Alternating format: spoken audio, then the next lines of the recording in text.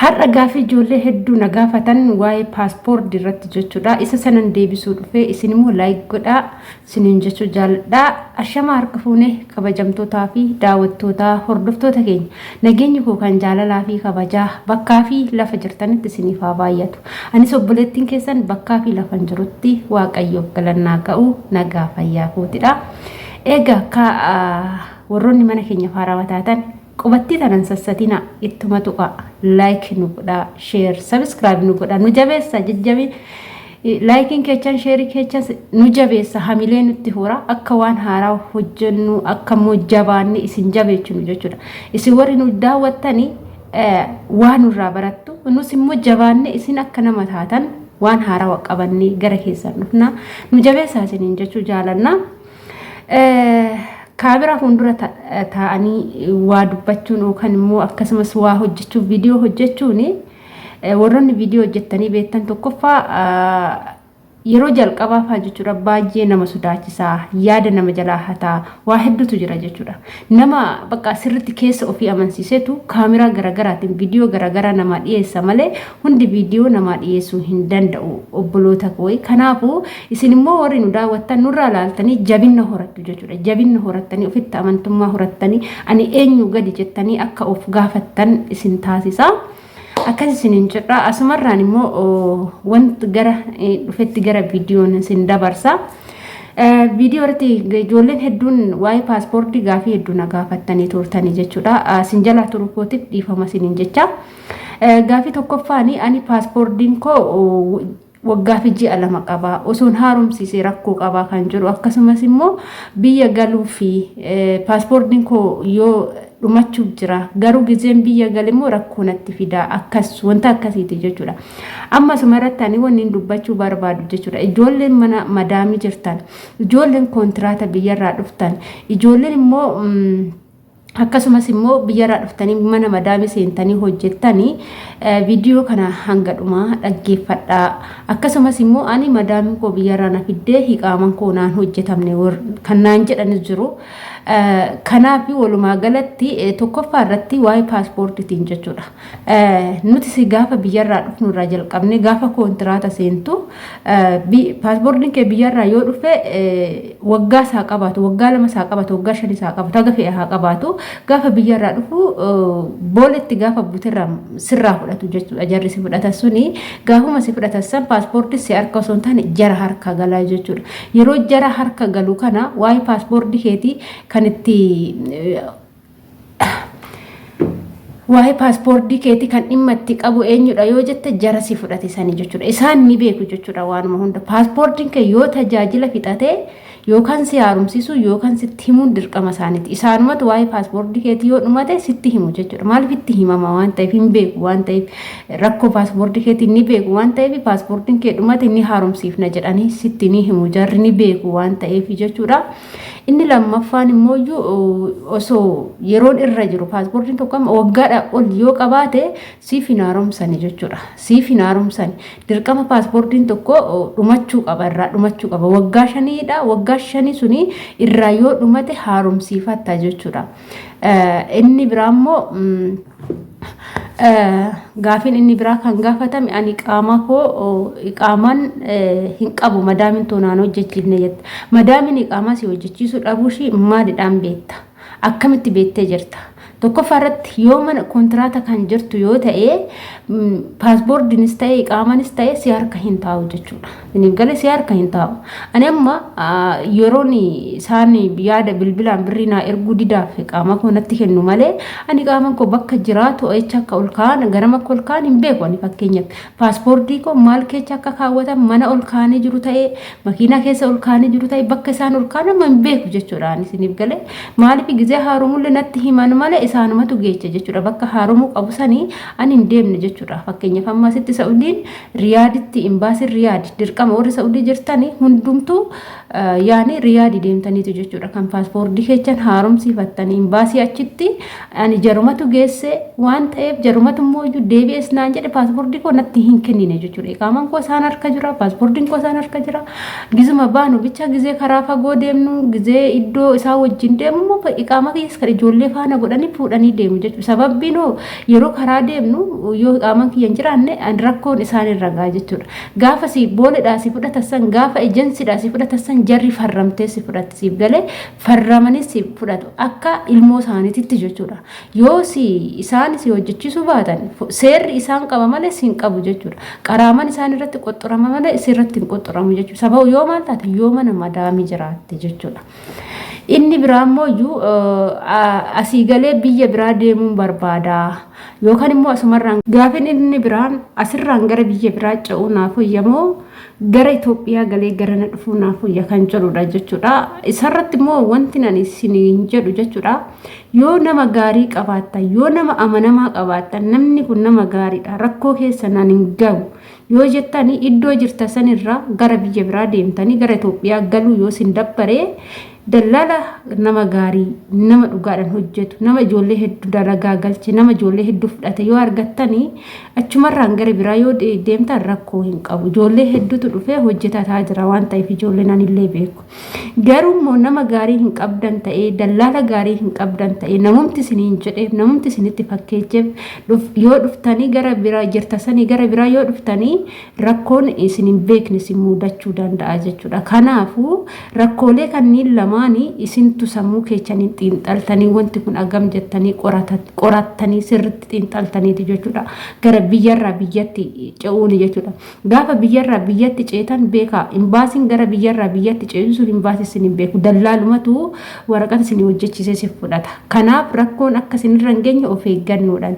Yoo lakki immoo jettan biyya keessan galtanii maatii keessan laaltanii boqonnaa ji'a tokkoo fudhattanii afaan beektu waan ta'eef biyya kamuu yoo deemuu barbaadan ni turtan jechuudha. Amma fakkeenyaaf afaan yoo beektan Saudiin kun ji'a tokko keessatti warra afaan beeku ni fudhatti jechuudha. Dubaay jenna warra afaan beektu ni fudhatti jechuudha. Biyyoonni hedduun namoota afaan beekan yoosuu fudhatu. Kanaafuu ijoolleen biyyoota xixiqqoo kan akka Joordaan kan akka Peerut keessa jirtan gara biyyaa galtanii maatii keessan laaltanii iddoo biraatti ni deebitu. Siniin jedha inni biraa ani ergan dhufe ji'a 9dha. Paaspoortiin koo dhumateera. Yaaddoon haga waggaa 2 fixutti rakkoo narraan gaha kan jirudha.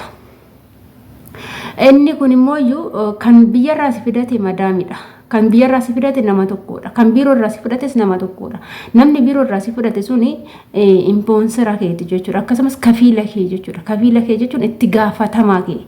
Rakkoo yoo sirra ga'es agaati isaan bira hojjettee xumurtee gara Itoophiyaa gaggeessine jedhanii gaafa si gaggeessan gaafa isaanitti yoo deebuu baatte kaansel si godhu jechuudha.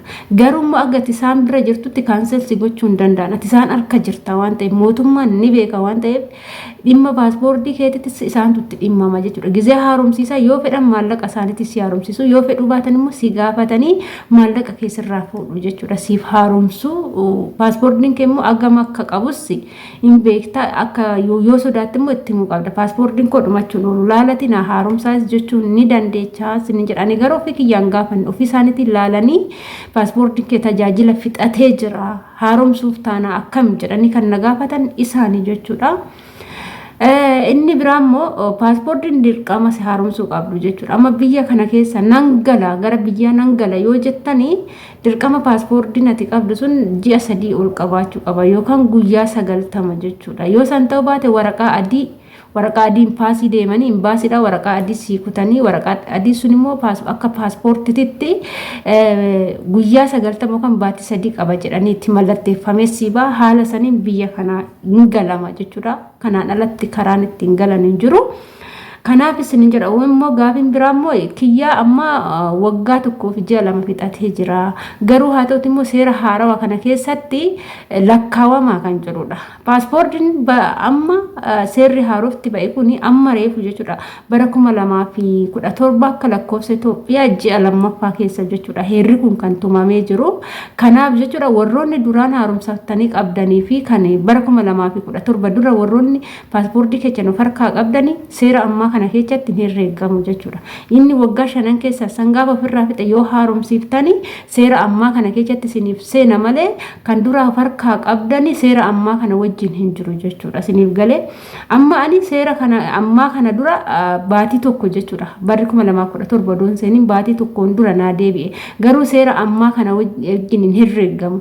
Seera duraanii seera waggaa 5 san qofa qaba jechuudha. Siniif galee kanaaf warroonni paaspoortii harkaa qabdanii yookaan immoo paaspoortiin keessan kun kan dura waggaa 2 waggaa 3 qabaatu ta'e waggaa ammaa kana keessatti siniif hin herreegamu. Seerri kun kan ba'e bara 2017dha. Seera bara 2017 ba'eedha malee kan 16 achi jiru miti jechuudha. Kan isaa achi jiru achumatti dhumataa jechuudha. Gizee haaromsiiftan immoo waggaa 10 keessatti siniif herreegamaa jechuudha. Inni biraammoo ijoolleen madaamin koo hiqaama naan hojjechiifne jettanii too cinqamaa jirtanii rakkoo yoo dhufellee madaamii keessanirra gaa malee sinirra hin ga'u. Isin seeran yoo seeran kontiraata kan jirtan ta'ee seeran kan hojjettan ta'ee isaantu itti dhimmama jechuudha. Waa'ee kee mulu ati gaafa yeroo kee fixattee galuu kaate yoo isaan seera si guutuu baatanii yookaan rakkoo godhan seerri isaan adabuu danda'a jechuudha. Kanaaf wanti isin cinqu hin jiru jechuudha. Isin seera yoo hojjettan asumarraa illee wanni isin gorsu ijoolleen amma haarawaa dhufaa jirtanii jechuudha. Biyyarraayi baay'een keessan bilbila qabatanii dhufaa jirtu jechuudha. Akka gizee duraanii bilbila osoo hin taane bilbila nukiyaadha. Gizee duraanii ijoolleen qabatanii dhufan kan ammaa garuu tachii baattanii dhufaa jirtu jechuudha. Akka bilbila qabataniin baay'een keessan osoo haga gara iimoo gara waasaappi deemtanii namaa wal baruuf yaaddanii osoo gara miidiyaa kan akka tiktookii kan akka yuutuubii kanneen daawwattanii maaltu akka yeroo ammaa kana deemamaa jiru ilaaltanii sirriitti waan rakkoolee isinitti dhufurraa of qusattanii gaafa akkuma dhuftanii asitti iimoodhaan namoota hedduutti wal qunnamuu jammartan akkasumas waasaappiin namoota hedduun wal qunnamuu jammartan karaa hin taane baddu jechuudha. Inni itti aanu immoo ijoolleen gaafa as geechan badii mana xalabaati ala yoo baate 1,000 2,000 hamma achitti 1,000 kan dalagattu gaafa baate 2,000 gaafa nyaata hojjechuu eegalte 2,500 dalagatta namoonni siniin jedhanii sin janajjananis hedduun akka jiraatu immoo anuu ergit nan beeka anaallee na mudatee jira waan ta'eef jechuudha. Kanaaf ijoolleen keenya waan akkasirra fagaattanii waan gaarii oduu dhaggeeffattanii jireenya keenya fuulduraa bareeffachuuf jechuudha. Akka kootitti immoo ijoolleen nan bada jettanii naa barreessaa jirtan ni jirtu jechuudha. Koomentii keessanii ani baay'een keessan jechuudha baduufan ta'a waan akkanaati manna ani jiru baay'ee ulfaataadha. Ani wanni fedhoo galee ani badaa jedhee isiniin gorsu jechuudha. Baduun duratti rakkooleen sin mudatu waa hedduutu jira. Amma fakkeenyaaf iddoo ani jiru kana iddoo ani jiru fi riyaa dam saati 3 walirraa fagaata. Garuu nan bada jedhee odoo yaade immoo namichi mana xalabaa kana na baasu 9,000 sanii ol na gaafata birri biyya kana beeka 9,000 jechuun ji'a 9 hojjedhee argadha kontiraatatti jechuudha. Agan 9,000 sanii isaa kaffalee mana xalabaa kana ba'u 9,000 san biyyatti ergadhee baatii 2 hojjedhee immoo biyyatti galee maallaqa 9,000 saniin hojii dalagaa uummadhee firii ta'ee hojjedhutu irra filatamaadha jechuudha. Siniif galee baduun duratti rakkooleen sinirra ga'u immoo maal akka ta'e beekuu qabdu. Siniif galee tokkoffaa irratti dhiiran daffaramu jira. Lammaffaadhaatti osoo maata akkan hojjetiin poolisiin qabamuu jira. Sadaffaadhaatti mana madaamii hojjettanii kan madaamiin ji'a 8 waggaa tokko hojjechiifattee siifan kenna doo jettu maallaqa malee buqqanii kaanii yoo ati narraa gadi ba'uu didde poolisii sitti yaama jettee harka duwwaa waggaa tokko mana madaamii hojjetanii harka duwwaa ba'antu jira. Sababbii maaliitiif? Sababbii waraqata hin qabneef gaafa mana madaamiti baate jechuun ati seeraan ala jirta hattuudha jechuudha. Akka hattuutitti herreengamta waan ta'eef waan kanarraa of eeggannoo godhadhaadha. Baduu osoo hin taane birrii 1,000 san osoo hin balleechin osoo hin qisaasechin waan hojjettan gara maatii keessanii yoo ergattanii faayidaa guddaa irra sinii kenna jechuudha. 2,500 hojjechuu irra 1,000 iddoo tokko teechanii kan baasii tokko hin baasne kan maallaqa keessan hin balleechine waan argattan qabattanii nyaata keessan mana madaamiti nyaattanii ka gaafa biyya argatan gaafa baddan kiraa manaatitu jira. Gaakka carraa yoo dalagaa dhabdan qoonqoon nyaattu malee hin jiraattu. Doolche takka gaafa dhabdan hagabuu bultu. Doolche maali birriidha. Birrii qixxaan takka birriidha biyya kanatti gaafa birrii takka dhabdan agabuu jiraattu. Rakkoo yoo sinirra ga'e nama sinii birmatu hin qabdani garuu gaafa mana madaamii teechanii gaafa dhukkubee dhukkubbii sinitti hammaate dirqama isaanii mana yaalaa sin geessu yoo rakkoo sin mudate dirqama rakkoo san jalaa sin baasu yoo immoo wanti tokko isinitti hammaate tiikeetti muranii gara biyyaa isin galchu wantoota akkasiitu jira. Kanaaf dalagaan isinitti baay'atu wanti garaagaraallee isin mudatu manuma madaami santaa dalagaan eenyullee ajjeesu dalagaan nama hin miidhu waan ta'eef bakka jirta sanitti taati dalagadha. Dalagaan homaa nama hin godhu. Dalagaan oduu miidhe ana miidha jechuudha. Dalagaa hedduu ulfaatan hojjedhaan akka mataa kootitti jechuudha. Irra dhaabbadhe wanni isinitti himu dalagaa baay'ee guddaa ulfaatan hojjedha. Garuu homaa nan goone jechuudha. Waggaa 4 hojjedhe 5ffaa qabadhe kunoo amma. Waggaa 4 fi ji'a tokkoffaa keessan jira wanna tokko nama hin godhu dalagaan dhaabbadhaati hojjetadha. Gaafa dalagaa hojjetan gaafa kuma tokko yoo hojjetan waggaa 2 gaafa fixan 1,200 sinii godhu 200 sinii dabalu. Kan irratti sinii dabalassan immoo gubbaarra yookaan maatii keechan gargaaraa deemtu.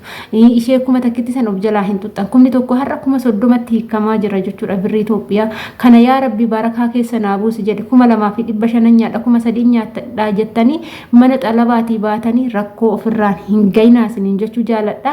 Asumarraan ani wan dubbii kiyyas fixadhe haasaa kootis fixadhe yoo gaafii qabaattan saanduqa koomentii isaa 24 banaadha barreessadha. Yeroon qabutti fayyadame siniif hin deebisa waan ofii kiyyaa fayyadame siniif hin laadha siniin jechuu jaaladha. Waan wajjin turtaniif turtii gaarii siniif haa ta'u.